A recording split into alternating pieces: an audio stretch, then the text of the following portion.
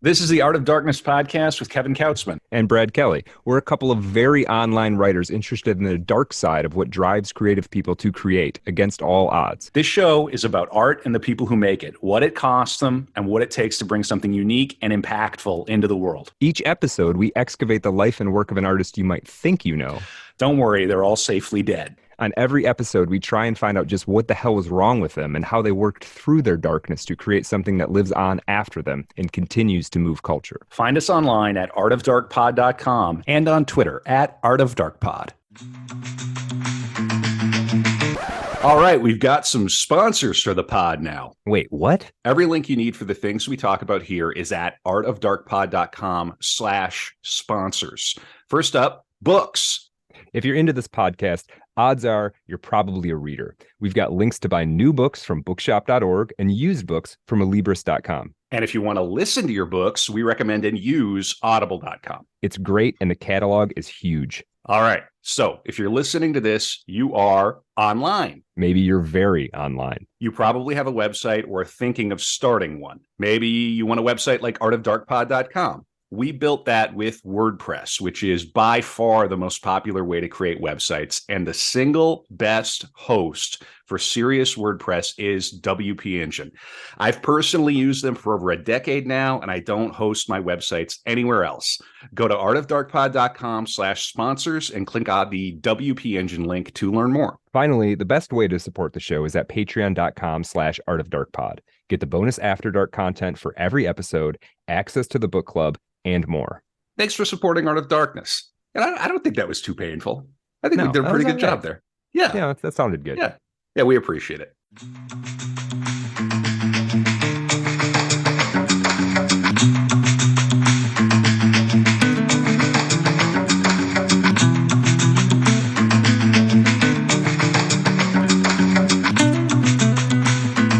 All right. And we are back with another episode of Art of Darkness, the podcast about the dark side of creativity. I am Brad Kelly. This is Kevin Kautzman. Kevin, how are you doing this evening? Howdy. I'm super. Never better, Brad. I'm having a wonderful fall. The leaves have fallen here in beautiful St. Paul, Minnesota. And I'm ready for a long night. We got a long night planned, don't we? We do, yeah. So we're going to do things a little differently this evening, and there's a couple of reasons for that. We're going to have an extra long, I guess it's an After Dark Patreon exclusive episode that you can, if you sign up at patreon.com/artofdarkpod, that you can get exclusive access to, you and a few hundred other people, hopefully. More. So many more. Yeah. So it sounds like what we're doing is we're going to do a core episode for the general audience here. Yes. And you've also prepared for the usual After Dark a second core episode. Yes. So we're going to be cored out by the end of the evening. Yeah. We are going to be cored. Yes. Who are we covering? So in this free episode, if you've clicked on the link and you're listening to this, we are covering the American visionary artist James Hampton. And in the After Dark, for Patreon members only, we are going to be doing a Art of Darkness episode on the great American writer Dennis Johnson. Okay, and I want to be clear. I heard a little applause out there in the digital sphere somewhere. Dennis Johnson. Yeah, I want to be clear that Brad has sprung this on me. I was not aware that we were going to be doing this. He's grown. He has a mind of his own. Brad Kelly does, but I'm very excited. So it's going to be good. I learned about this today too. So it's like, wow, not only do I get to ride shotgun for James Hampton, then we're going to take a little break, and then I get to ride shotgun for Dennis Johnson, who's one of the greatest American writers who's ever lived. Tree of Smoke it's one of maybe the greatest Vietnam novel. I've read most of the Vietnam novels, and it's It is. I think there's an argument for it being the best of them. So for sure. Wow. And right. part of the reason we're going to do this is because our primary subject here on the free portion, James Hampton, not a lot is known about him as a person. And so that this episode is going to be a little shorter than our normal 4 or 5 hour. And I thought I want to give the audience something. Our Patreon is growing. I want to give the Patreon people something really special to, kind of show how much we appreciate their support. And we're going to find out there's actually a connection between these two that is tenuous, but real. And so it made perfect sense. It's just like you and I. Yeah. Similar vibe. There you go. Yeah. So if you're listening to this, when we write the book, tenuous but real, the Art of Darkness story. Oh, that's pretty good. So if you want to get that Dennis Johnson episode, patreon.com/artofdarkpod. Subscribe there for $5 a month. You'll also get access to After Dark episodes, 20, 30, 40-minute bonus content for every episode that we do, and that includes the Dark Room interview conversation episode. So I guess we'll launch right into it. Kevin, what do you know about James Hampton? Next to nothing. I think the only reason I know anything is because you've been prepping the episode, and I think he's a sculptor, American sculptor. Yeah. African-American sculptor who was an outsider. See, and you on the Twitter or the X at Art of Dark Pod, you do a really good job of curating that account, Brad, and you've got a lot of interesting stuff there. So I do, and as we get in the run up to a core episode, you like to post germane, posts and images and links and things about not necessarily the artist himself or herself, although you do that, but you kind of go far afield. You go to their contemporaries and other artists like them. So I picked up bits and bobs that we're talking kind of about an outsider artist here, but I couldn't even tell you what years he was active or anything. So awesome. Okay, good. All right, great. So as we get into this, Kevin, I dropped a link in the chat, and I think you're going to want to have that open for a little while, and just see what we're working with there. I'm going to ask you in a minute. Go ahead. And for the audience, I will put this link, this image at artofdarkpod.com along with this episode and the show notes. So you'll be able to find it there. Yeah. And if you listen on YouTube, there's going to be a couple other images that I'm going to to sort of reference, a couple artists I'm also going to reference, just in an attempt to further understand James Hampton. And if you you're subscribed and you're listening on YouTube or watching on YouTube, you'll see images from those artists as well. There's just a handful of them, and talking about them is, I think, going to help us understand what James Hampton was up to. So we'll get there when we get there. Okay. So James Hampton, everything you said was correct. He's born in 1909. He was a low-paid janitor for the General Services Administration in Washington, D.C., and he was the creator of a visionary sculptural installation he titled the, quote, Throne of the Third Heaven of the Nation's Millennium General Assembly. Whoa. He built this in a storage garage or a stable, according to some sources, just a 20-minute walk from the White House at 1133 7th Street Northwest. There is now a Subway sandwich shop in that location. God bless America, right? Subway, if I'm not mistaken, is the most prolific fast food chain, and it makes sense when you think about it, because I imagine their insurance is less. They don't have fryers. There's a lot of other factors that go into that. So just a Subway everywhere, and that's the GDP, and the line goes up. And we have nothing, and nothing from history will carry forward. All restaurants are now Subway. Yeah. It's a paperclip. It's a paperclip thing, but it's Subways. I have been working in some very remote rural areas at various times in my day job life, and Subway is the most reliable thing you can get in this country. Yeah. This podcast is a Subway respecter podcast. Yeah, I mean, Yeah, it's if it's yeah. that or starve, then you Yep. get Subway. It's a frickin' sandwich. Yeah. So, Kevin, I don't necessarily want you to describe this piece of art. You can if you want, but talk a little bit about just your impressions on seeing it. Well, it's gilded. It seems Mhm. baroque. Mhm. There seems to be implied almost kind of like an angelic motif. There are numerous pieces that almost look like ornate tables, but they're clearly not. They don't have any utility. There are also these kind of ornaments hanging on the wall that are reminiscent of icons that you might see in the Orthodox Church or in the Catholic Church, the one true faith. And there's a quality of almost sort of ceremonial. There's a vibration of like you kind of almost like ancient Babylonian Very good.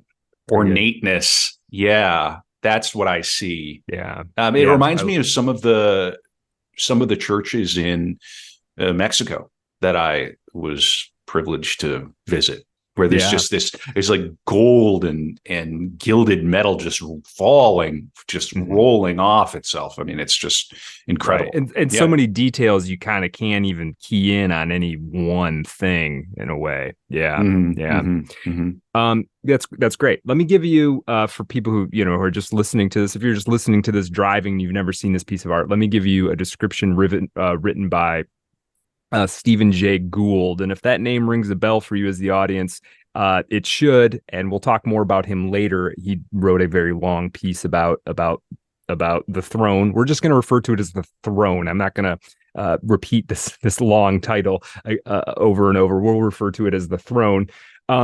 So this is from Stephen J. Gould's article, James Hampton's Throne and the Dual Nature of Time. Hampton's throne contains 180 separate pieces arranged on two tiers and symmetrically disposed about the central structure, presumably a throne for Christ's second coming.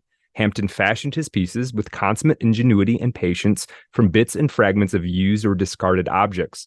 Most of the larger pieces are built upon a base of old furniture. The central throne is an armchair with faded red cloth cushions. Two semicircular offertories are built from a large round table sawed in half.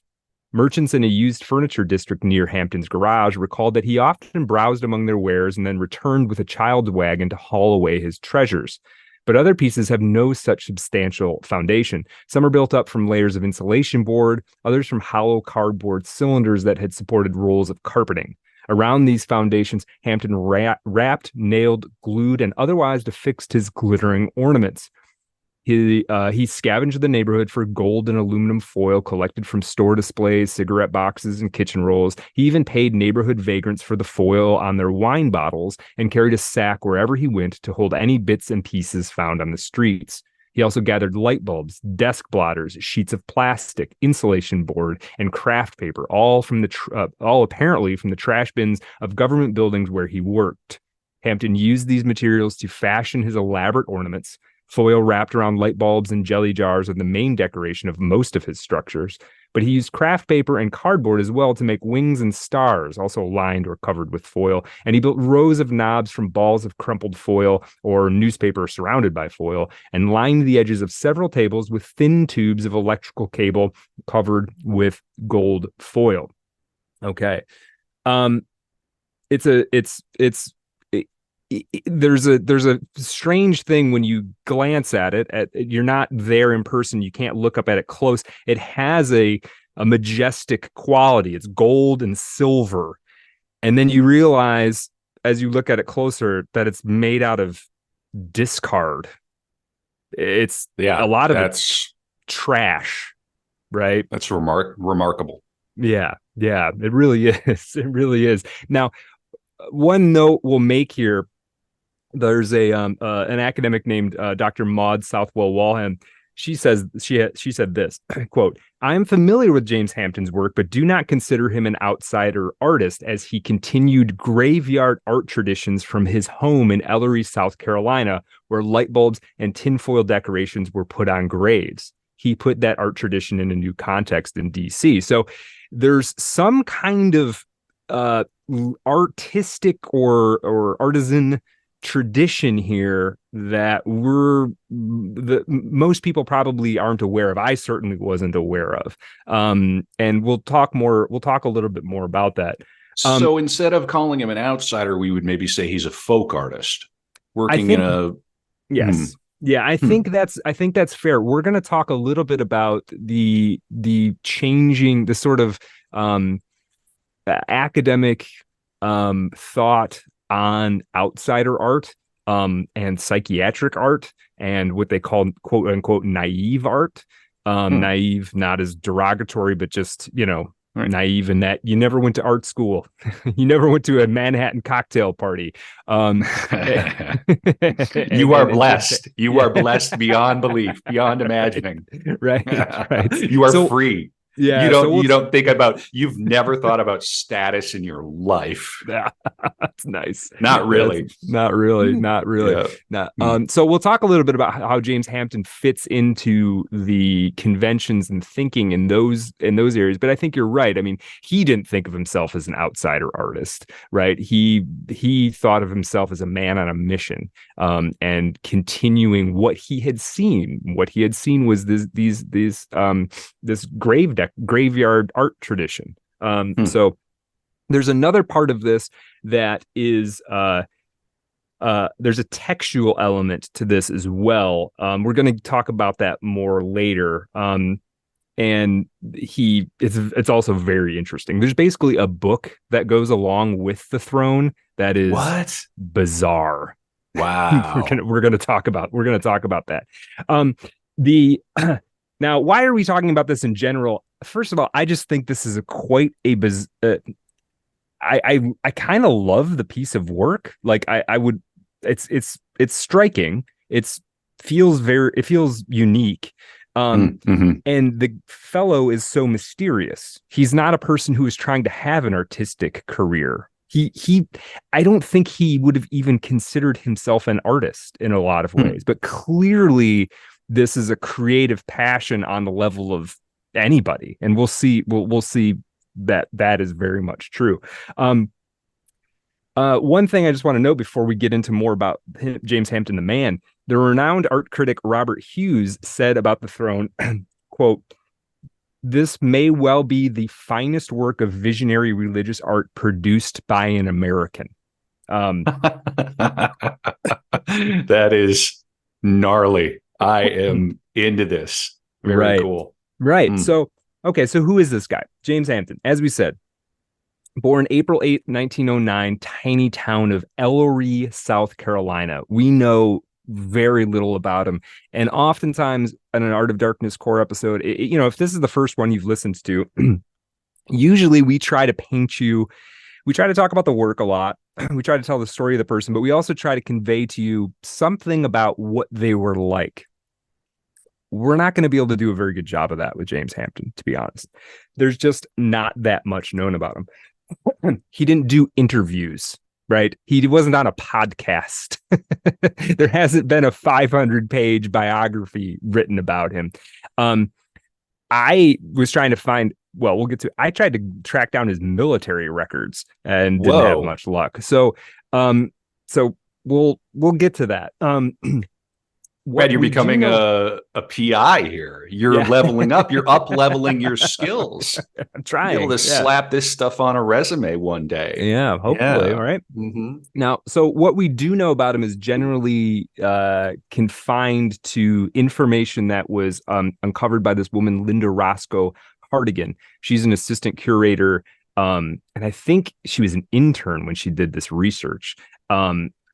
She's an assistant curator for the National Museum of American Art, which is now the Smithsonian American Art Museum. That's where the throne is on display. It's been on display there since 1970. They eventually constructed an alcove specifically for this throne to sit in because to the curator and the museum organizers, it seemed like that was the most appropriate way to display it. James Hampton was born into a family with 3 brothers and sisters. His father, James Hampton Sr., abandoned the family at some point to follow his itinerant calling as a preacher and gospel singer. Though, also according to the Washington Post article of 1981, James Sr. also pursued a life of crime and worked on chain gangs.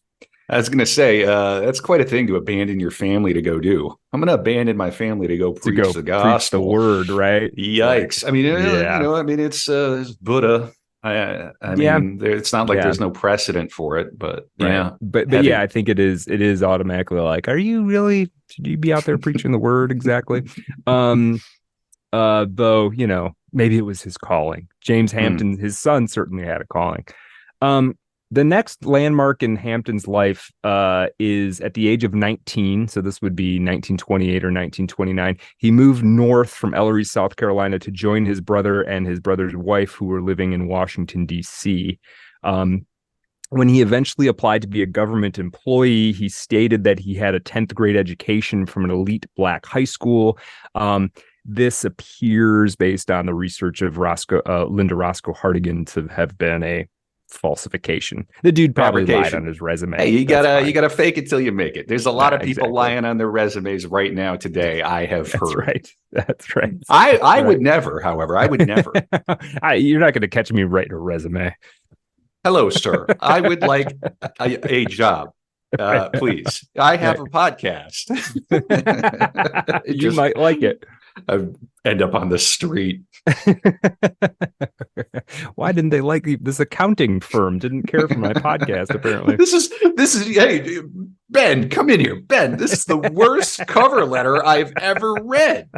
Yeah. Did you click the link? There's a QR code on it. What is this? This guy's nuts. That actually might be some good guerrilla marketing. You just apply to tons of jobs, but you just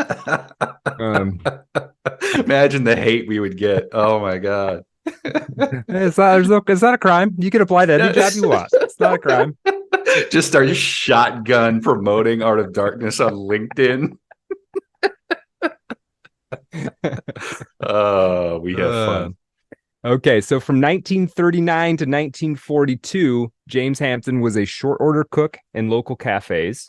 Eventually, he was inducted into the 385th Aviation Squadron, talking World War II, of course. This was a non-combat regiment that saw James Hampton in Texas, Seattle, Hawaii, Saipan, and Guam. Oh, boy. I did try that. Apparently, his records were lost in a fire or something.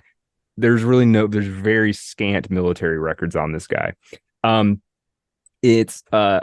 says that from her research, it appears he was doing he was doing carpentry and airstrip maintenance. So we're not talking about he didn't have combat experience. But there, at the same time, while he was in the military, there was a fairly significant battle in Guam in the summer of 1944. World War II buffs probably know about this.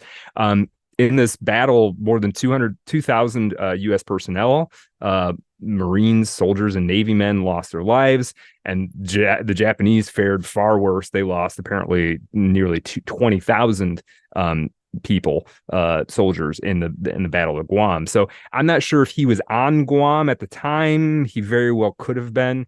But what we do know is that Hampton was there about 8 months after the battle, at least, if he wasn't there for the battle, because it seems that here he may have created his first piece of art, or at least the first piece of art that we know about. This is a small sculpture that he did bring back to the United States, and he had in his garage. It was labeled "Made on Guam, April 14th, 1945." So 1945. Go ahead. Hang on. I'm looking at Guam on the map, and it is about as far away from anything as you can get. As a little island. And I don't know if you have any listeners in Guam. If you're ever listening to this in Guam, we'd love to hear from you. Artofdarkpod@gmail.com. I'm quite serious. I'm just thinking about, like, like psychologically what it must be like to live in a place like that. Right. I must be so curious. This little island in just smack dab in the middle of the Pacific. Very curious. I'm gonna do some reading about Guam and the Battle of Guam later. That's the kind of guy I am. I'm very curious. Anyway, I like it. Yeah. So 1945, Hampton earns his honorable discharge. And from the outside, if you don't know about his project, this is what his life looks like. From 1945 until his death in 1964, he is a janitor for the General Services Administration. That's it. Doesn't get married, doesn't have kids, doesn't have a different job, doesn't try to start a business, he doesn't do anything. As far as we know. He mops. Yeah, Goodwill Hunting. Yes, he gets off his shift at midnight, and what he was doing is quietly, rarely getting intimate with anyone. He would get off his shift and he would work for 5 or 6 hours on the throne. Wow. Every day. Gotta have a project, people.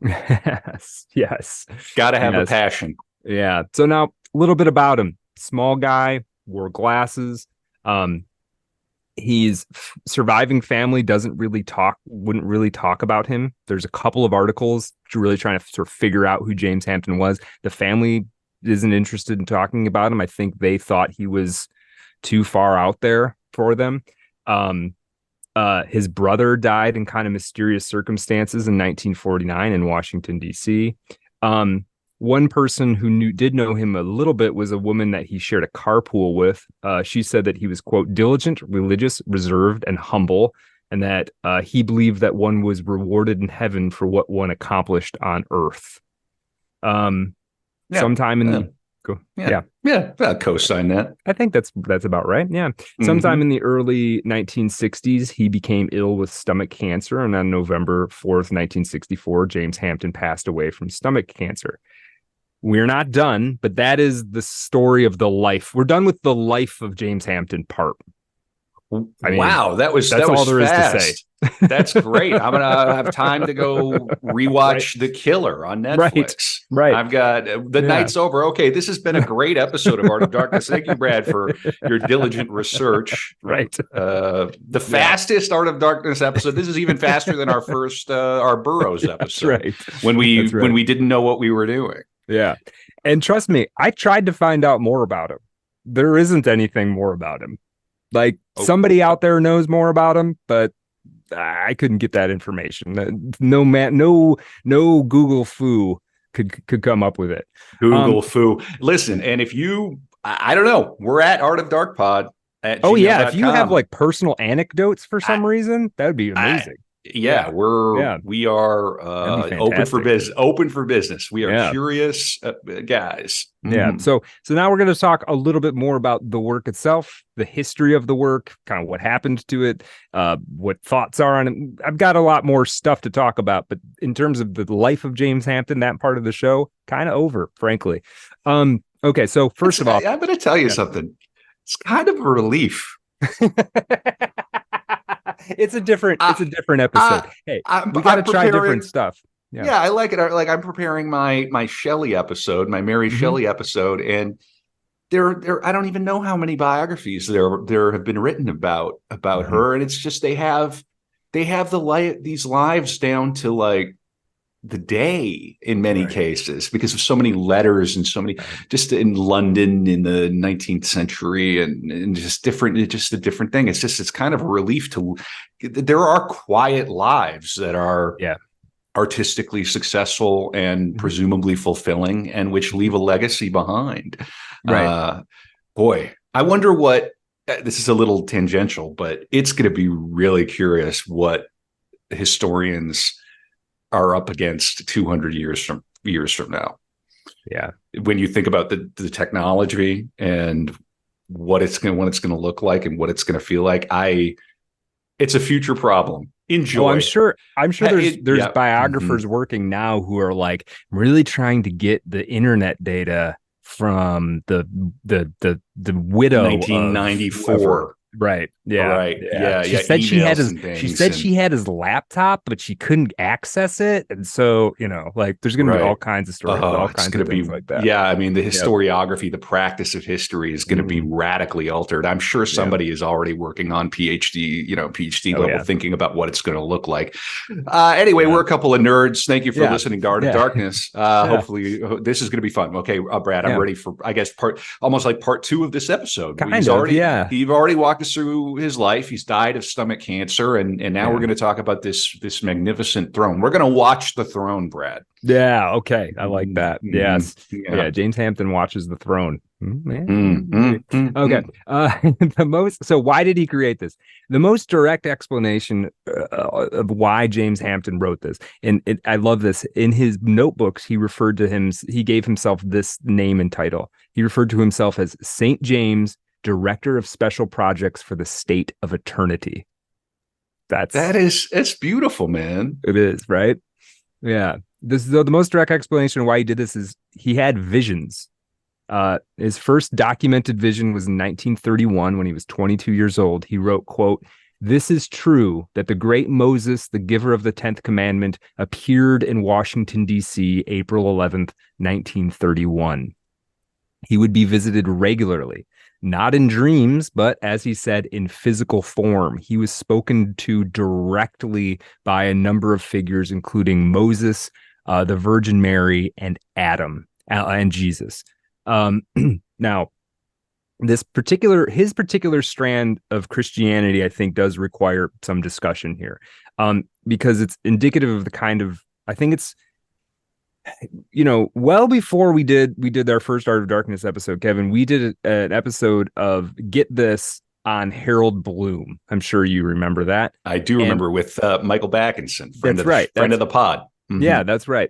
And we talked about Harold Bloom has this notion that there's this kind of peculiar American Gnostic religion, right? That takes many forms, but we're all in some ways participating in it. Whatever you think of that thesis, I think James Hampton is like one of the James Hampton and his set of beliefs is like one of the stakes you can put in this sort of laying out this tapestry of the American religious landscape. I used like 3 different metaphors there, but you get what I mean. James Hampton was raised a Baptist, and yet at least one of his visions corresponded to a pronouncement by the Pope. He had this to say, quote, based. This was his last dated vision, quote, "This design is proof of the Virgin Mary descending into heaven, November 2nd, 1950. It is also spoken by Pope Pius XII. That is the date that the Pope had proclaimed the assumption of the Virgin as church dogma. People who don't know what that means, this is the Catholic dogma that Mary was taken bodily into heaven. James Hampton had a vision on that day. Okay. Catholics love to make assumptions. Yeah. I can tell you from experience. Capital A. But a little more to kind of sharpen the pencil a little bit on what James Hampton's religious beliefs were. He would be considered a dispensationalist. Okay, so we know this from the title of the work that he made, the throne of I can't remember it. This is the problem. The throne of the third heaven of the nation's Millennium General Assembly. We also know this from his notes. What is dispensationalism? I don't know, Kevin, if you know anything about this, feel free to jump in, but it sounds like Protestant heresy to me. No, I don't know. Yeah, I really don't. I don't know. Sure. Yeah. It's a theological framework that makes very much of the concept, a lot out of the concept of dispensations. And the idea of dispensations is that history is comprised of ages, basically, and these are called dispensations. It's a very literal interpretation of the Bible that puts a great deal of weight on the book of Revelation. Oh, fun. We're getting into kind of chick track territory here, aren't we? Yeah, a bit. Yeah, for sure. Okay. Now, a fully dispensationalist Christian would believe that Christ will soon make himself manifest and usher in a literal 1,000-year golden age of peace. Now, there are disputes about, there's different sorts of dispensationalists, right? As in any sort of schism. There's going to be that thing will keep breaking itself down until it's just a bunch of individual belief until sets, right? until you end up at a strip mall next to the subway. Right. Yeah, there you go. Now, yeah, you can read the book of Revelation and have a tasty sandwich. Well, hey, it's the American, it's the American dream. That's right. Now, most schools of thought within Christian dispensationalism have this in common. They believe that there will be a tribulation.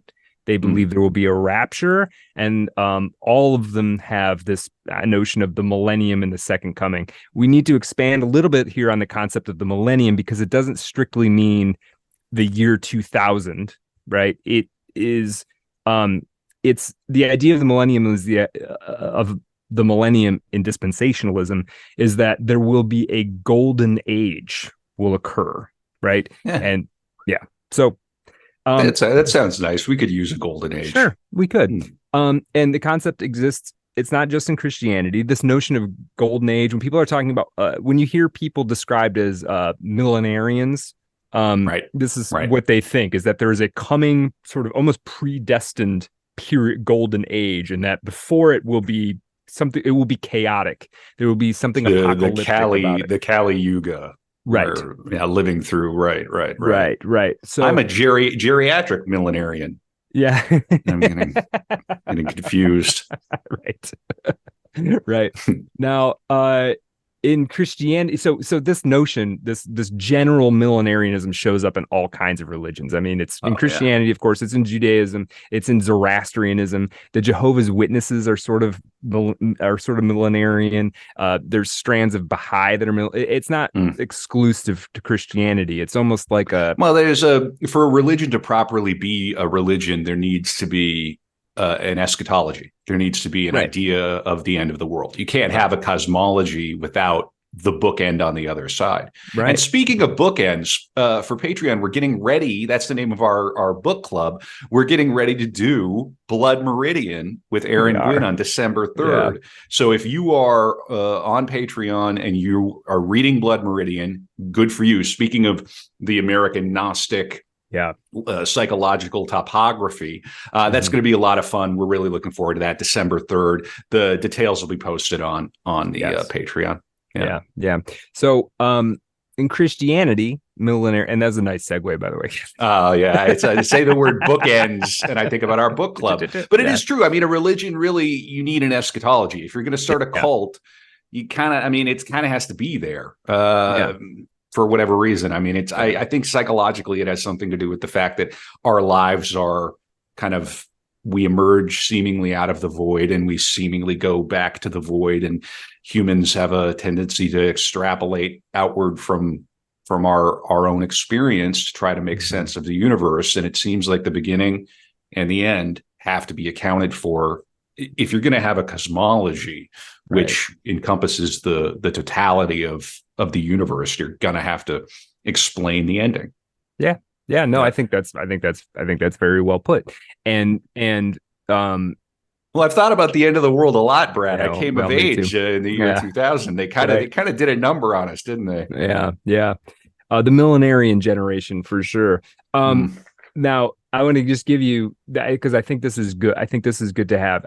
So, like I said, the Christian dispensationalists make much of the book of Revelation. And there are two passages in particular. Remember, we said it's a school of thought is very much literalist. And there are two passages in the book of Revelation that are relied upon in dispensationalist thinking. And I thought, why not? We've never read any book of Revelation on the. All right, here we go. Why not? Let's go. Okay. Here's Revelation chapter 20, verses 2-3.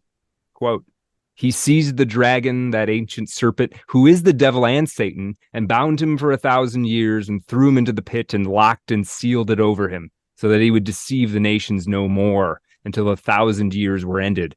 After that, he must be let out for a little while." Sounds like the Telegram chat. Yeah. All right, here's another one. T.me/Art of Dark Pod. We have fun in there. Yeah. Now here's another one. Revelation chapter 20, verse 4-6.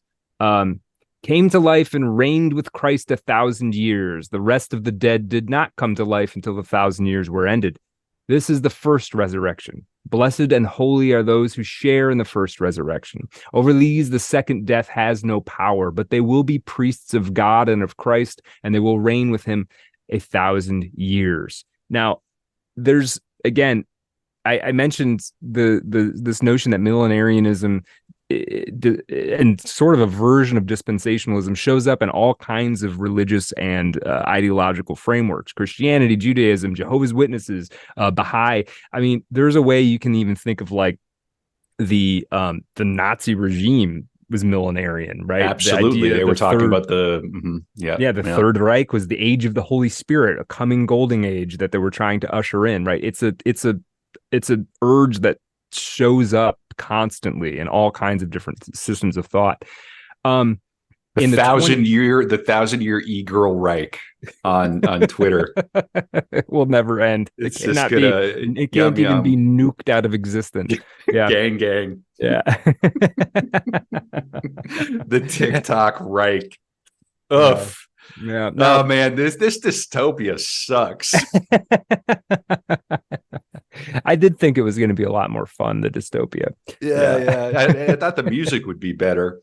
Yeah. It's not great. What was John the Revelator on, man? That's some stuff, man. That's heavy. It is. I've read that a lot of the Book of Revelations was kind of code for politics at the time, and had something to do with Rome, and he was sort of writing in this cryptic way that it may not actually be a prediction of the distant future, but is actually sort of code about the present. And I don't know. I've heard that. I've heard also that it's like encoded like agricultural practices. I've heard that it's there's a lot of astrological stuff, and like I don't understand. I don't pretend to have any unique insights into the book. It is certainly the most metal book of the Bible. Yeah. Maybe it's that and Job, but Job's pretty metal. Yeah. I think even the Pope would co-sign that. Yeah. It's just dogma that the Book of Revelation is the most metal, the most metal book of the Bible. Suddenly, everybody's on side with this Pope now, right? All the politics are solved. Pope declares the Book of Revelation to be the most metal, and it's just it's unifying. He's right. He's right. Yeah. The assumption of Mary is a holy day of obligation as well. Mm-hmm. If you're practicing Catholic, you have to attend Mass on, I think it's August 15th. Serious business. We used to do all those when I was a child.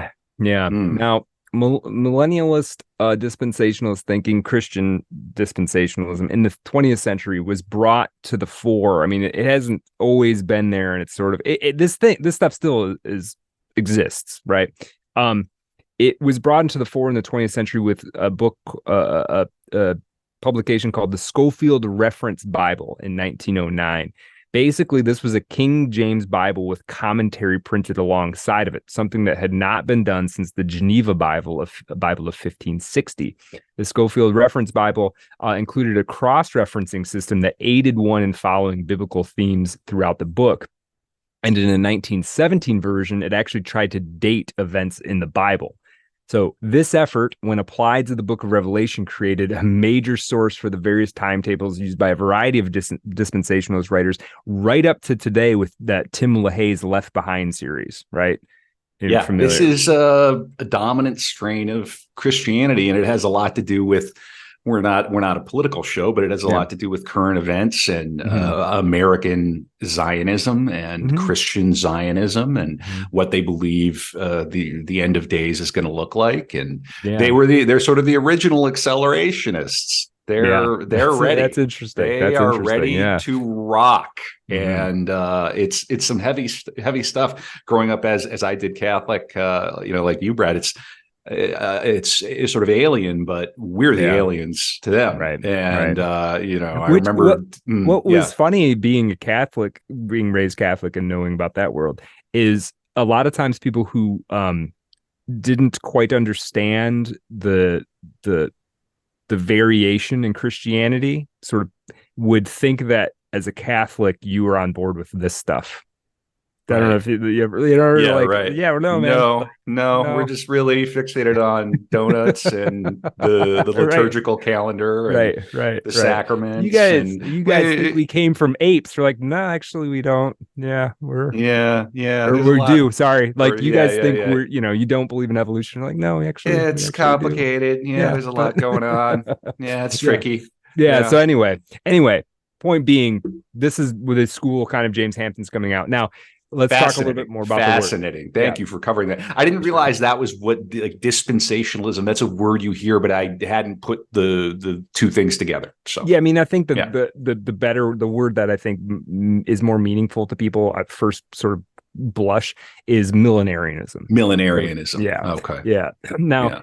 back on the work, on the top of you can't really see it in the picture I sent you. Yeah, he inscribed the words "Fear not." These were the key, and he had a couple other labels James Hampton did on the throne, but that was the big one, "Fear not." And I wanted to, thinking about the fact that he's a dispensationalist, so the book of Revelation is really important to him. I wanted to read the couple of verses, or I don't know, half a dozen verses of the book of Revelation that include the words "fear not." And this is probably what he was intending. This is from the book of Revelation. Quote, then I turned to see the voice that spoke with me, and having turned, I saw 7 golden lampstands, and in the midst of the 7 lampstands, one like the Son of Man, clothed with a garment down to the feet, and girded about the chest with a golden band. His head and hair were white like wool, as white as snow, and his eyes like a flame of fire. His feet were like fine brass, as if refined in a furnace, and his voice was the sound of many waters. He had in his right hand 7 stars. Out of his mouth went a sharp two-edged sword, and his countenance was like the sun shining in its strength. And when I saw him, I fell at his feet as dead, but he laid his right hand on me, saying to me, fear not, I am the first and the last. I am he who lives and was dead, and behold, I am alive forevermore. Amen. And I have the keys of Hades and of death. Write the things which you have seen, and the things which are, and the things which will take place after this. The mystery of the 7 stars which you saw in my right hand, and the 7 golden lampstands. The 7 stars are the angels of the 7 churches, and the 7 lampstands which you saw are the 7 churches. Okay. Now, the phrase fear not shows up elsewhere in the Bible. It's not just there. It shows up a ton in the book of Isaiah. And I'll just give you one quote. There's a handful of it shows up a few times in the book of Isaiah, but I'll give you this one. Well, this is chapter 41, verse 10. Fear not, for I am with you. Be not dismayed, for I am your God. I will strengthen you. Yes, I will help you. I will uphold you with my righteous right hand. Okay. So this was some of the stuff that was going on in James Hampton's head, right? Dispensationalism, the book of Revelation, right? Yeah. Just mopping, thinking about the book of Revelation. Right. Mopping. Right. Getting out at midnight, the White House. What I find really, one thing I find really interesting about this is it's like weirdly close to like the White House. It's just, there's something about that I can't quite articulate. But yeah. It's an interesting thing about DC is that there's a lot of people just living right there while all that stuff is happening. I mean, that's a company town, and it takes a lot of people to run that city. Yeah. And yeah. Yeah. Now, talking about sort of James Hampton's daily religious practice or whatever, his daily religious experience, according to Linda Hartigan, he was not a member of any congregation because he actually believed there was, he believed that there were different denominations, religions were unnecessary. He, in his head, he was sort of like, it was sort of like Christ is coming any second, and you guys are bickering about like fine details about this and that. Like, what are you doing? You're not building the throne. What's wrong with you? That I think that's kind of the attitude. Listen, I respect the commitment to the bit. Yeah. if you're in, yeah, like do it. Yeah. Yeah. Now, nonetheless, Hartigan suggests that Hampton at some point had gone to a church nearby, the Mount Airy Baptist Church. It's still there. They still have services. this was a place that was near the boarding house that he lived in. At one point, this church was presided over by a very popular black minister named A.J. Tyler.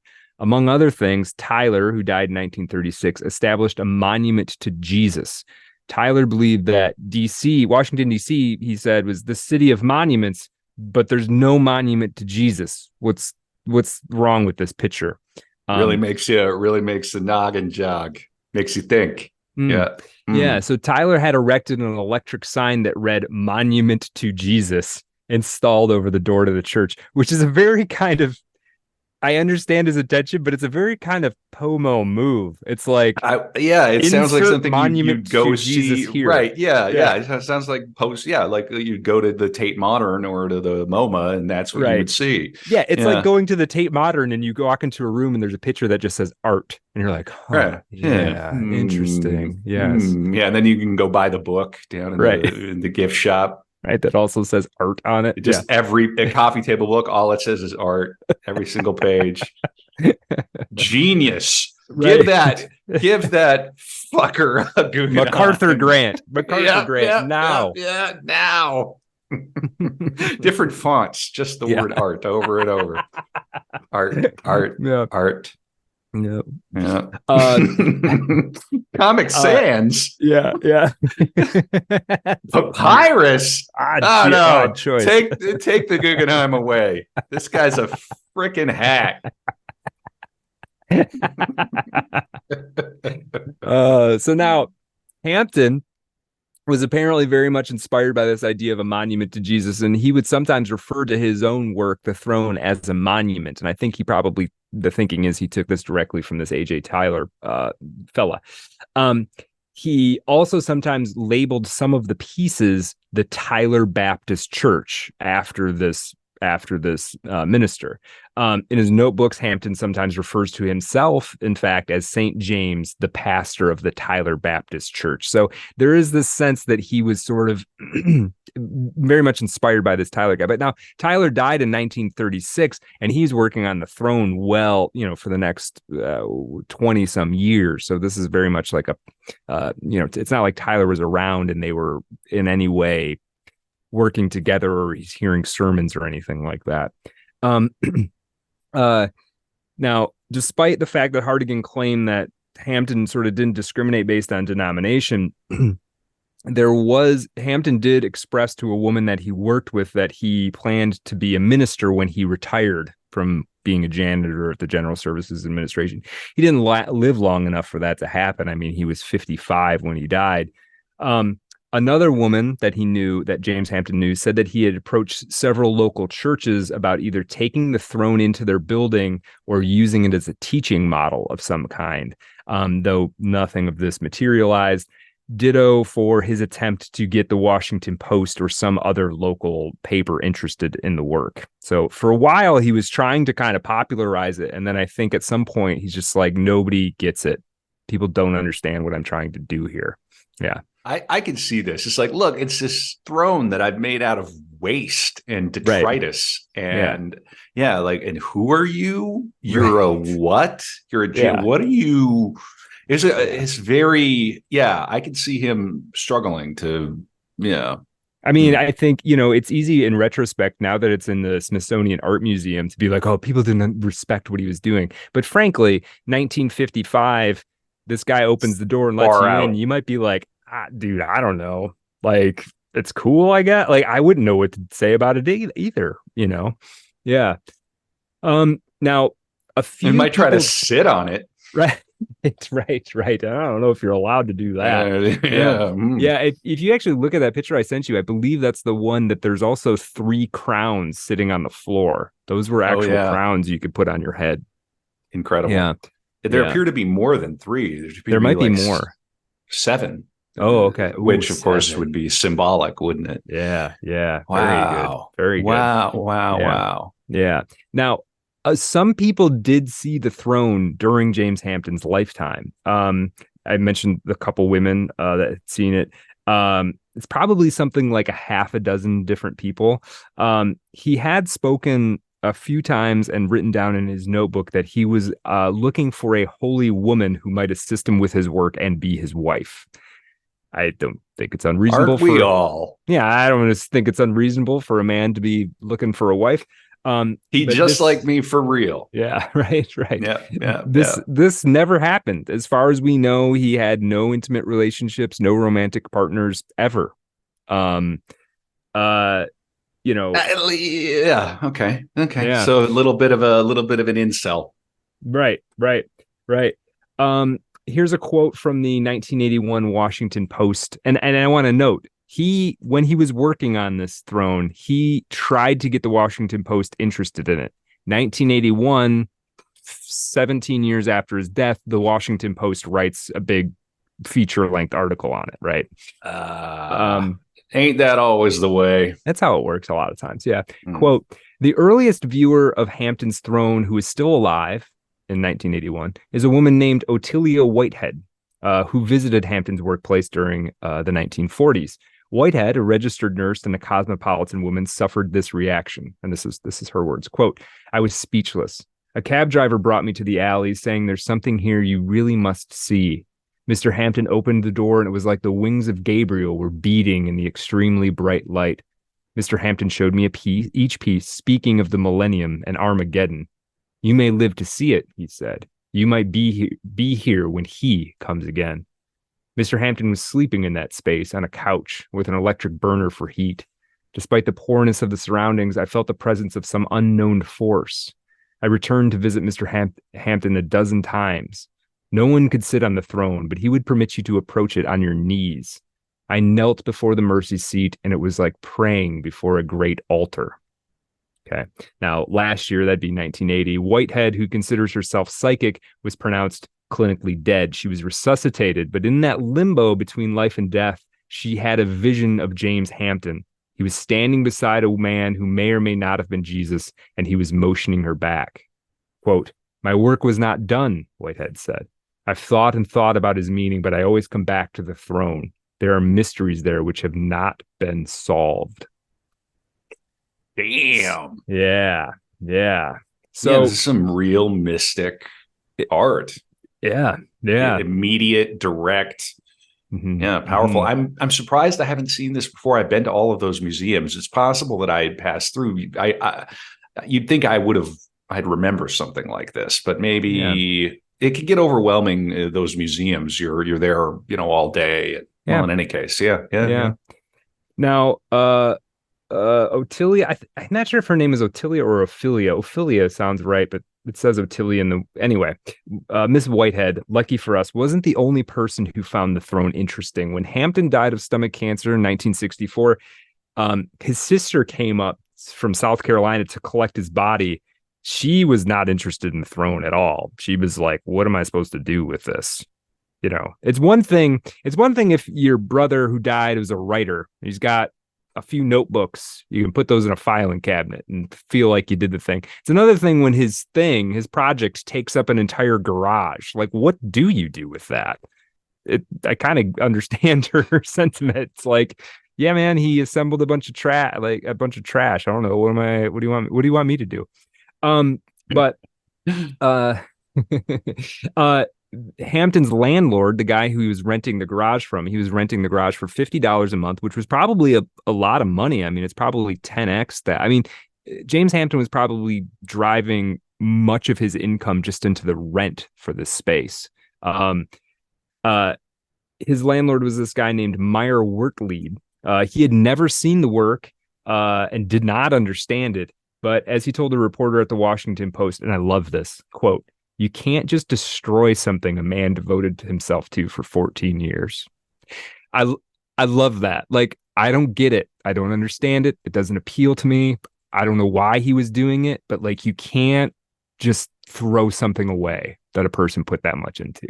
That gives me goosebumps. Just the fact that this guy had that sentiment, had that ethic, right? It's that important, right? Mm-hmm. I don't understand the thing, but it needs to be preserved. Right. It meant something to him. It meant a hell of a lot to him, right? So he didn't know what to do with it. Wertlieb put the stable up, the garage or the stable up for rent, and he thought maybe he would try to find a gallery or something to sell the throne to. He didn't know what to do with it, but he was trying to preserve it. A man named Ed Kelly answered the ad, and he was overwhelmed when he saw this. He's, quote, Hampton had a dozen 500-watt bulbs around the ceiling and everything shone. Shone. I said shoned. Shone. Everything shone. Ed Kelly contacted a DC art collector named Alice Denny, who is still alive, apparently. She's 100 years old. She's still kicking. He's still around, huh? Yeah, Right on. yeah. Okay. Go We got a Kelly on the scene. Yeah. Very popular, very sensual surname. A very classy surname. Yeah. So Alice Denny was similarly oppressed when she saw the throne. She brought down some other people. This guy, Leo Castelli, who is an art dealer and gallery owner. This guy, Ivan Karp, who worked with him. The artist. This lady, Denny, makes incredible waffles. She probably. Yeah. She also invited this guy, Robert Rauschenberg. People may know that name. He's a painter and graphic artist who sometimes worked with, junk, basically. And he saw in Hampton this sort of a kindred spirit. He was like, he'd just like me for real, right? And Rauschenberg was like an established, well-respected artist. Alice Denny, this woman who's still around, who's the DC art curator, she wanted to save it. And she had a lot of clout in that community, and I imagine still does. She'd been an assistant director of the Washington Gallery of Modern Art, all kinds of other positions over her literal 100 years of life. She started bringing all kinds of people down there. So the right people started to she knew it was something, and she knew other people, right? She was a good person to have spotted it. She's probably, I imagine her as like a smaller scale Peggy Guggenheim. Is kind of how I imagine her. Not in personality or anything, but just in position, cultural position. One of the people she introduced it to was this guy named Harry Lowe. He said that to open the door to the space was, quote, like opening Tut's tomb. Lowe took the possession of the throne for the measly price of Hampton's back rent. So he just paid the back rent, what James Hampton owed, while the landlord was keeping the space open, and he took it. He brought the thing to the Smithsonian, where it remains just 6 blocks from where it was built. It didn't move very far. Now, here's where I want to talk a little bit about Hampton as a, quote, outsider artist, Hampton as a, quote, naive artist, as maybe even to some people's perspective, what you might consider a psychiatric artist. A lot of people psychiatric artist. That's a new phrase, but I feel like I understand it. I can't imagine why. Yeah. But right. I feel like I understand what you mean. Yeah. I'm curious. Let's get into it. Yeah. Yeah. So, outsider art, as you can imagine, it's a vast, it's not even really a genre of art, because it's more about the person than what the art looks like, right? You can imagine all kinds of very different. It's not like when you say, oh, they're an impressionist and there's actual visual similarities between the art. It's much more generalized than that, genre wise.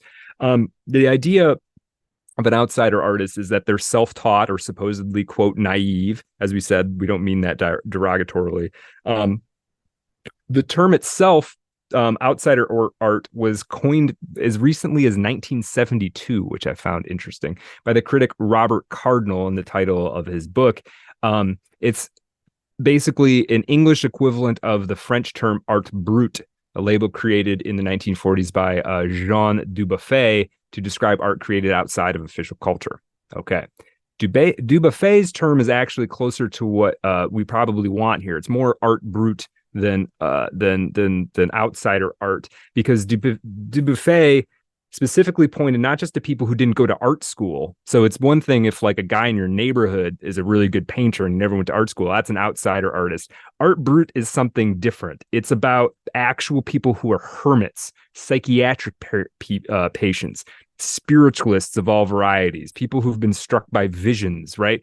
It's its own thing, right? Yeah.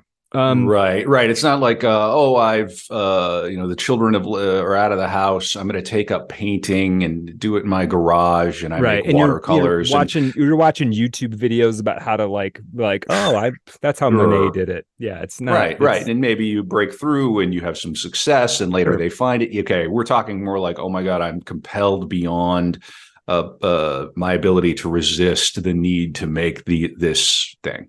Yes, you got it. Yeah. You got it. Yeah. So, in academic interest in this kind of art goes back to, I mean, probably before this, but we can really pin it to the 1920s. This guy named Dr.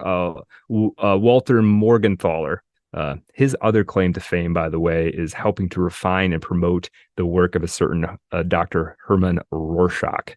Walter Morgenthaler published a book on the Swiss artist Adolf Wolfi entitled, quote, a psychiatric patient as artist. So this is the psychiatric artist thing I'm talking about. Adolf Wolfi?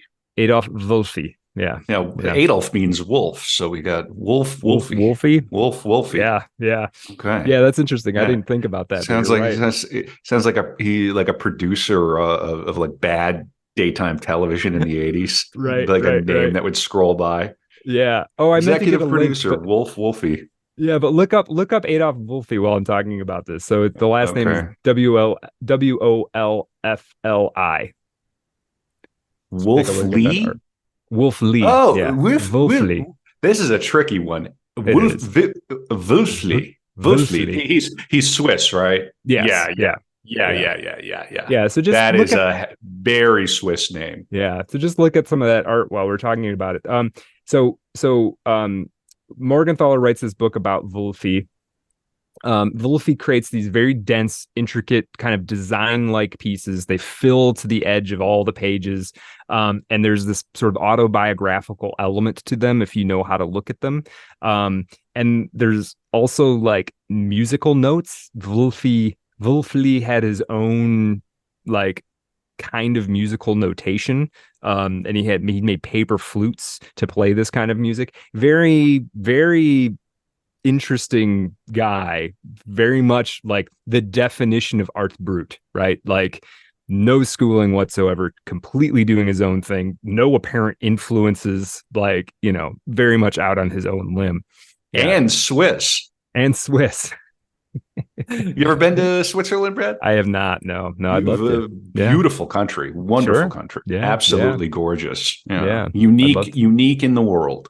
Now, the work of Wolfli and Morgenthaler led to the first formal study of, quote, psychiatric work or psychiatric art by this guy who is an art historian and psychiatrist named Hans Prinzhor. He wrote in 1922 a book, Artistry of the Mentally Ill, and this drew the attention of not only the psychiatric community, but established artists like Max Ernst and Paul Klee. Okay. Well, I mean, this will be a subject to cover. Wolfli would be great. I'm reading about him, and it says he was born in Bern. He was abused physically and sexually. He was orphaned when he was 10. He was raised as a foster child. He worked as a Verdingbub or indentured child laborer. Oof. I mean, this is some heavy stuff. Psychosis, hallucinations. Okay, I think I understand what you mean by psychiatric art. Yes. And then he goes on and produces this material. Yes, exactly. Now, and again, I'm not saying James Hampton is mentally ill. That's not what I'm trying to propose here. What I'm trying to suggest is that this is a kind of artistic output and generativity that I don't think we've covered in any of our other subjects so far in Art of Darkness. Not that I can think of immediately. There's something else going on here than I am going to sit down and make a piece of art, and possibly people that I know or a larger audience will appreciate this art that I am making. There's something else going on here, a compulsion, as you said, of some kind or another. Sounds like a lot of podcasters, man. And it's not like, that I just got a podcast. Right. I know 5 people are going to listen to it, but I just got to keep talking. I just got to keep doing my podcast. Right. Right. I've been that guy in the past. Yeah. And this isn't to say that somebody like who do we cover last? Edgar Allan Poe, that he didn't have a compulsion too, I hope that you can see a difference between somebody like Wulfli or James Hampton and somebody like Ernest Right. Hemingway. Yeah, right. Wait, like there's no conception of a career here No. or like anything beyond maybe I'd like to try to get it seen by people. Right. It's a sacred object. Right. He's making a religious object for himself. Mm-hmm. It's very, very different from I've got the Guggenheim, and yeah, I'm spiritual, and that informs my work. But right. Yeah, I think I understand what you mean. Yeah. Now, talking a little bit more about sort of outsider art brute. There is like we said, there's a broad range of styles because it's more about the social position and the motivations of the artist than it is about the work itself.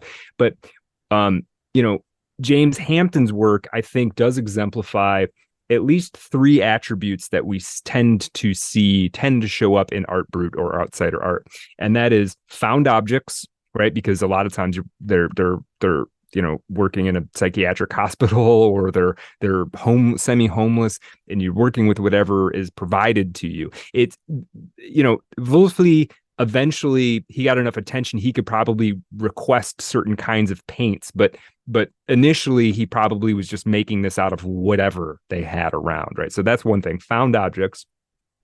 Another thing is inspiration from experiences perceived as spiritual or religious.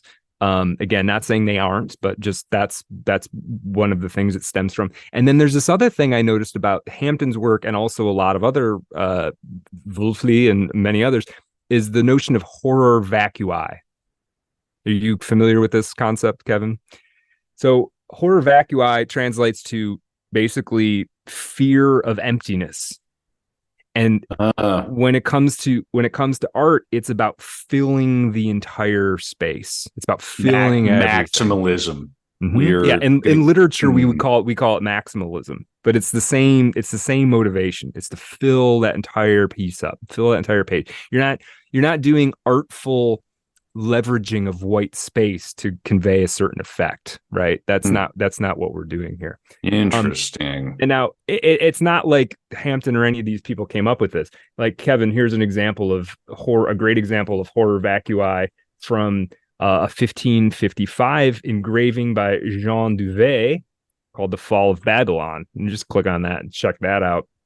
Yeah, horror vacui. Oh, this reminds me of Dürer. Yeah, it's very Dürer is also a horror vacui type artist. Right. Every single engraving. Yeah, right. Every single bit of space is used for something. There's nothing. Yeah. Okay. All right. Yeah. Now, but you don't just see it there. You also see it, and I'm going to send you another link. This is by an artist named Pablo Amaringo, who paints his ayahuasca visions. Okay. Very similar horror vacui. Oh wow! Right. Yeah. The whole space. Wow. Everything has to be. Everything. Every pixel has to have a detail.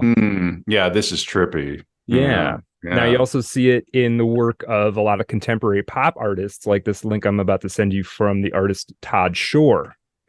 Brad will be putting these on the YouTube. These will be in the YouTube videos. Yeah. And I'll have some links. I'll put links to these in the show notes at artofdarkpod.com. Wow. Yeah, this is wild. This is like kind of almost like a cartoon, but obviously, brilliantly executed and very, very strange what I'm looking at now here. What was this fellow's name? This is Todd Shore. It's a piece of work called The Spectre of Monster. The Spectre of Monster Appeal, I think, is the full title of it. Kind of reminds me of Bosch. There's a quality. Yeah, it's very Bosch. It's like a cartoony.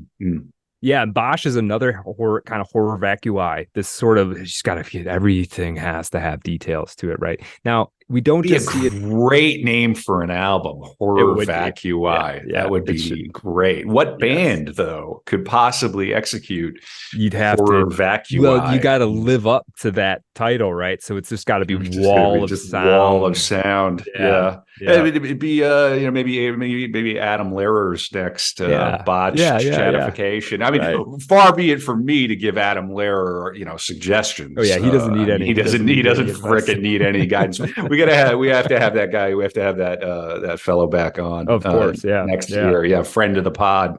Mm-hmm. Now, there's another thing too. Just kind of thinking, I don't have a link for this, but also think about this horror vacui concept of filling all the space. Also think about it, say, in what our conception is of the design aesthetics of the Victorian era, right? Thick brocades, frills, like lace, all of these, like every kind of space is filled. Also arabesque decorations. If you're familiar with the sort of geometric arabesque style, that's also kind of this horror vacui thing. And my point here, well, I think the point will make itself known. I also want to show you one other thing, Kevin, which is the Book of Kells. Okay, I'm sending in a link to that, which you're probably familiar with, right? Again, filling all of that space. Every inch, every millimeter is significant and must be infused with meaning of some sort, right? And then you go back to The Throne, James Hampton's The Throne, and it's very similar. He's trying to fill everything. There's a detail for every corner, for every edge, for every surface, very little use of what in sculpture would be white space. I mean, there's the space above the thing, right? But there's not really space between it. And even if there's space between two objects, you're looking through them to an object behind them. It's one sort of mass of detail, right? Okay. So that's just sort of, not knowing much about James Hampton, trying to figure out ways to talk about his work. I think this horror vacui thing is interesting. Of course, he was stricken with religious visions. And for people who doubt that, you got to admit, at least he thought he was having religious visions. And so, but there's more to talk about here as well, because at the beginning, I gave a description of The Throne as written by Stephen Jay Gould. Kevin, does that name ring a bell to you, Stephen Jay Gould? When I think of Gould, I think of the pianist. Okay. So no. Might even be related. I don't know. Stephen Jay Gould was sort of like if Neil deGrasse Tyson came out of evolutionary biology instead of astronomy and actually conducted science, like did theoretical work. That's not shade. That's not shade at Tyson. Tyson doesn't do research. He's a popularizer, right? Stephen Jay Gould was like an actual practicing scientist and was in evolutionary biology. He had over 300 articles in Natural History Natural History Magazine, but he was also one of the men responsible for articulating the theory of punctuated equilibrium in evolutionary biology. And I'm not going to go into that, but Stephen Jay Gould taught at Harvard for many years. That's a good school. That is a good school. Yeah. He also taught at NYU. He was teaching at NYU and Harvard simultaneously while working at the American Museum of Natural History. Okay. Taking the train back and forth. Probably, right? Yeah. He also appeared on an episode of The Simpsons, and that's how you know you made it. If it is in the 90s and you're on an episode of The Simpsons, you made it. Okay. Yeah, the name is starting to rattle around in my head a little more. Yeah, you might recognize a photo of him. Yeah. Yeah. I think he died in 98 or something like that. So we don't really hear his name a whole lot anymore. But man. In the mid 1980s. Imagine getting out of this shit show in 1998, man. What a blessing. That's the last copter out of the man. had a full life, did everything we could have possibly done, Just right when they plug us all into the internet, you're like, adios. I've seen enough. Yep. I gotta go experience some punctuated equilibrium. That's right. I'm out. Now, in the mid 1980s, and it might seem like an odd candidate for the person to have thought and written about The Throne more than anyone else. literally nobody has thought more about the throne than Stephen Jay Gould. He contributed an article to the first issue of Smithsonian Studies in American Art, and the title of this was James Hampton's Throne and the Dual Nature of Time. The thesis of this article is that Hampton's work was depicting an intricate, biblically resonant theory of time. Okay. Now, in order to sort of understand his point, Gould's point, we got to entertain a couple notions about the biblical account of time. And this is Stephen Jay Gould's idea. I need to think about it. I don't know if I actually understand the Bible well enough to say whether he's right or not. But what Gould says is that basically the Bible does this interesting thing, and that is it reinforces two broad cultural / psychological conceptions of time. The first conception is what Gould and probably others would call time's arrow. That is, time goes in a direction. But it also, at the same time, the Bible does, reinforces the idea that time is a cycle. It does both of these things, is what he's saying. I don't think that's particularly heretical. Let me read from Gould's article. Quote, in any case, since Western cultures have long lived in allegiance to both time's arrow and time's cycle, we should not be surprised that our primary document, the Bible, expresses both views with force and beauty. Time's arrow is the primary metaphor of biblical history. God creates the earth once, instructs Noah to ride out a unique flood in a singular ark, transmits the commandments to Moses at a distinctive moment, and sends his son to a particular place at a definite time to die for us on the cross and rise again on the third day. But the Bible also features an undercurrent of time cycle, particularly in the book of Ecclesiastes, where solar and hydrological cycles illustrate both the immanence of nature and the vanity of wealth and power, for riches can only degrade in a world of recurrence. Vanity of vanities. Okay. Now, according to Gould, Hampton has replicated this seemingly contradictory bimodal conception of what time is. How does he do that? Here's Gould again. Quote, the arrow of progressive and unrepeating history could be sketched in appropriate linear sequence from Old Testament history on the cathedral's north side. He's talking about just any cathedral, perpetually dark in Northern Hemisphere buildings. To Christ's life and resurrection on the sunlit south. So he's talking about how the architecture of old cathedrals reflected this biblical conception. But the cycle of time's immanence could also be expressed by an elaborate series of metaphorical correspondences between Old and New Testament events, recording the idea that each moment of Christ's life, while it moves history forward, also replays a previous event in the grand cycle of time. Thus, Mary, pregnant, may be juxtaposed with the burning bush because both held within themselves the fire of God, yet were not consumed. Jonah, issuing from the belly of the great fish, may be linked with Jesus rising from the tomb because both were cast into darkness, yet rose again on the third day. In the symbolic time. Yeah. Yeah. In the finest blend of time's arrow with time's cycle, the great window of Chartres' south transept, the four gospel writers of the New Testament are shown as dwarves seated upon the shoulders of the prophets Isaiah, Jeremiah, Ezekiel, and Daniel. Now, back to Hampton. Hampton's throne follows the same tradition in displaying time as both eminent and progressive. The idea of Hampton's pieces tells the linear tale of biblical history from Old Testament to Last Judgment, but their symmetry and the placement of the throne also express the unchanging and law-like character of time and the permanence of God's superintendence. If you're looking at the throne, the left half of it is Old Testament, the right half of it is New Testament. Back to Gould's article. Quote, Hampton's display of time's arrow follows the conventional placement of old and new with respect to divine power. The throne chair is top and central in Hampton's composition. All pieces to the throne's left side record events of the Old Testament, focusing upon Moses and the law. All pieces to the right side treat New Testament themes of salvation and grace. Thus, in Hampton's throne, human history begins at the unfavored hand of Christ and moves in a circle around the composition to end in millennial salvation at the favored right hand. Okay. That's I'm not going to be able to say anything more interesting about the throne than that, I don't think.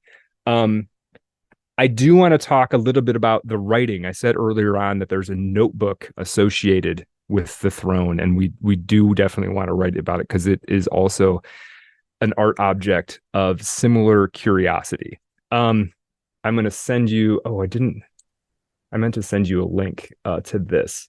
It's so fascinating. It's like when an independent musician releases a book with their album, you go, "Oh, this is freaking cool. What is going on here?" Right, Okay, right. somebody had something to say. This is not just another, whatever. It's another album. This is an event. Yeah. Yes. I'm going to send you another link, Kevin, just so you can see this notebook. It's the first image that pops up there. The Book of the Seven Dispensation. Yes. Wow. Yes. Again, this will go into the show notes at artofdarkpod.com. Yeah. So this was written in a language of apparently divine origin. It's more than 100 pages of notes written over the course of at least a decade with no strong correspondences to any known script. I mean, if you look at it, there at the top, it says St. James. Sometimes there's page numbers. At the bottom, it says Revelation. But in between the actual body of the text, it's not in English and it's not in any other alphabet. And in fact, there have been many, many, many theories about what this thing even is, and it's not settled. But let's talk about a couple of them. One theory is that this is a derivation of African religious practice. Okay. There's this guy, Dennis Stallings, who's invested a lot of time and energy into this. He looked into the African tradition of what's called protective writing. And he thought at first that he saw some correspondences with the scripts Vai, Edinkra, and Nisbiti. These are kind of hieroglyphic scripts, not meant to write so much detailed messages, but kind of as an index of symbolic meanings. And they're often used in textiles and art. So if one of these people who knows Vai or Edinkra or Nisbiti, they may be wearing clothing with these very small symbols, and those symbols mean very specific things. And it was thought that maybe this is what James Hampton was doing, was writing and had somehow learned one of these, quote, protective languages and was using that. But it doesn't appear that he's using the same symbols as any of these scripts, and any similarities appear to be just coincidental. It's also been posited that Hampton was writing in what's called Gullah. I don't know if you're familiar with that. Gullah is a English-based Creole spoken by descendants of slaves off the coast of South Carolina, basically. There's still some Gullah people around, not many, but there's still some. It's a Creole. It's difficult for some speakers of American English to totally understand it. It borrows words from supposedly the Congo language spoken near the mouth of the Congo River. Might also have origins in Sierra Leone or Liberia, which is interesting because we're going to talk about both Sierra Leone and Liberia in the Dennis Johnson episode for Patreon supporters. It's going to be a long day. This is fascinating. This is a very interesting episode. Yeah, yes. I'd heard of Gullah. I wouldn't even know what it sounds like. But yeah. No, we're almost done here. This is a couple more things, and we're out for the free episode. Now, it was determined that nobody could find any strong correspondences to Gullah. It was just a thought. Hey, he's from South Carolina. Maybe he knew some of this. It doesn't turn out to be that's what he's writing. Now, in 2005, a couple computer scientists, this guy Mark Stamp and another guy Ethan Lee from San Jose State University, they used something called hidden Markov models to analyze this language. They refer to the language as Hamptonese. They were trying to see what they could find. Okay, so what is a hidden Markov model? Basically, it means that you assume there is you analyze any data set, assuming that there's a Markov chain or a Markov process going on. What is a Markov chain? A Markov chain occurs when you have what is called a stochastic situation where there's a sequence of events that I got, man, can you pull over? I got a stochastic I got a situation going stochastic on. situation. I've only eaten Subway for 6 days, man. That's Feeling real real stochastic. stochastic over here, bud. Yeah. Oh, Whatever happens. I'm about to have a revelation myself. Where's the rest stop? That's really funny though, because stochastic in this context means that events are probabilistically determined by previous events. So yes. That's so interesting. Yeah. Okay. Yeah. So it's a way that you could, it would be a means that you could use. So if this were if James Hampton's book was a cipher, which basically means like a simple substitution, you would be able to sort that could be decrypted. Like simple substitutions were like, oh, every time you use an A, I draw a squiggly like this, and every time you use a D, I'd use a squiggly. Those can be decrypted fairly simply. There are methods to do this, and then there are methods to obscure that even further. A simple substitution. All attempts to decrypt this as though it were some kind of normal encryption have failed. The Markov model thing is a degree more sophisticated to that, and would allow you to it might allow you to find dynamic rules so that things might change. For instance, the squiggle A equals squiggle might transform through the text to A equals another squiggle. And the idea is that Markov analysis would allow you to find those changes in rules. And we're not going to get any more theoretical than that. That failed and didn't really show anything. It could be that James Hampton was writing in what's called a one-time pad encryption. And one-time pad encryption is unencryptable, or you can't decrypt it because it's basically based on having a key. So it's like you and I, Kevin, if we had an encoded message, we would agree on how things translate at a complicated rule set, and only you and I have the rules. And if the rule set's complicated enough, you cannot solve it without the key. Right? Okay. So it could be that. Sounds like a marriage. Yeah. Yeah. Right. She knows what I mean. I know what she means. At least I think she knows. She should know what I mean by now. Why doesn't she know what I mean? Yeah. Sometimes when you find yourself asking that question, the follow-up question is, do I know what I mean? Maybe I don't. And ultimately, anyway, through this encryption, this process, and a lot of computational power was thrown at trying to figure out what the heck James Hampton was writing about. The ultimate result is, our best guess is it's the written equivalent of speaking in tongues. They determined that it's structured like English in some ways, like the English alphabet, English language, like it's structured like a language, but they have no idea what any of it says. So I just find that fascinating that there's this book of 100 pages that this guy wrote. Potentially, I mean, it sounds like he's writing in tongues. Yeah. And I was looking at the cover of the book, and let me read what the cover says. Oh yeah, and some of it's misspelled. Oh yeah, you have to understand, he was not particularly well educated. Yeah. Okay. Yeah. Fascinating.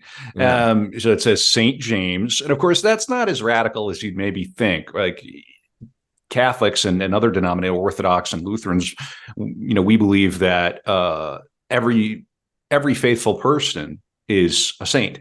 In heaven. They're not worthy of the same veneration that we would give a formal capital S saint, the kind of person who has a day. But we have All Saints Day, that the day after Halloween, where we honor all of the saints. And my understanding through my catechesis is that we believe that the saints are present at the communion, that it's a real spiritual thing. So that's what you aspire to even as a Catholic, is to when the saints go marching in, baby, let's go. Right. You want to be in that number. And for people who are not familiar with these ideas, him calling himself St. James is not necessarily aggrandizing. It's probably aspirational.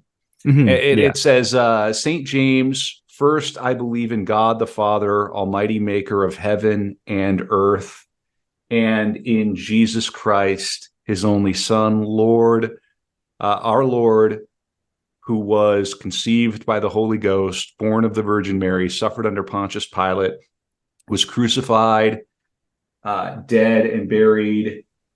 What does it say? And on the third day, he rose again from the dead, which is, very similar to something we say at Mass every Sunday. Yeah, so, it's a sort of a modification of the Apostles' Creed, right? Or the Nicene Creed. I mean, at least it has some of the same stuff in it. Yeah. Yeah. Now, honestly, this is about all there is, I think, to say about the work, about James Hampton and the throne of the third heaven of the nation's Millennium General Assembly. I strongly encourage people who haven't seen it to take a look at the work, get that high resolution version and zoom in on it. I just found this story fascinating. This visionary working as a janitor in some no-name government office building in Washington, D.C., just steps from the White House. He could have walked to the White House and back on his lunch break. There's a man who thought daily about what it would mean for Christ to return and for the revelation to be true, and what a person ought to do with themselves if Christ is coming back any day now. How should you spend your time? And James Hampton's version of that was you build him a throne. It's beautiful. It is. It's beautiful. And you can imagine him imagine the hours and hours and hours and hours of labor and what it meant to him spiritually. It's a lovely, lovely story. Fascinating. Yeah. How did you hear about this fellow, Brett?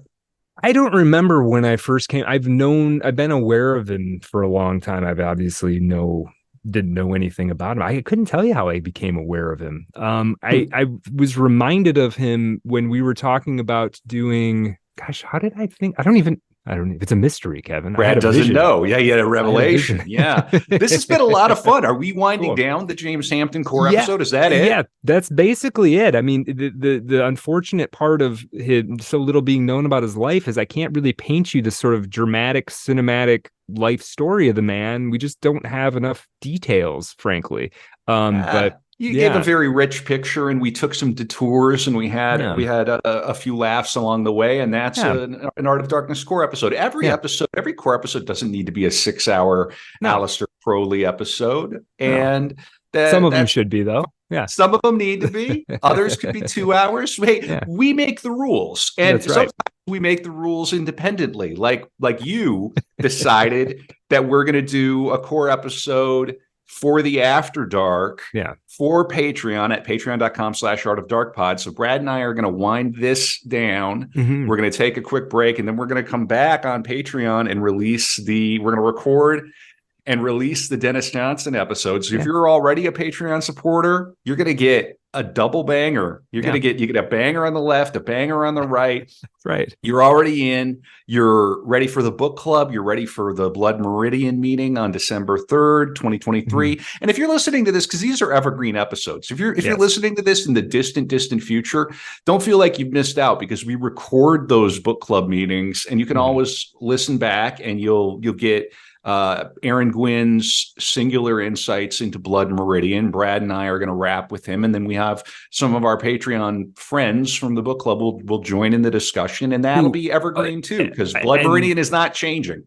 Yeah, and you book club folks who join us every time, I'm always overwhelmed and impressed by like what people bring to the table, the stuff that they want to talk about, the insights they have. I always end up learning a lot. I really enjoy doing that. So get in there.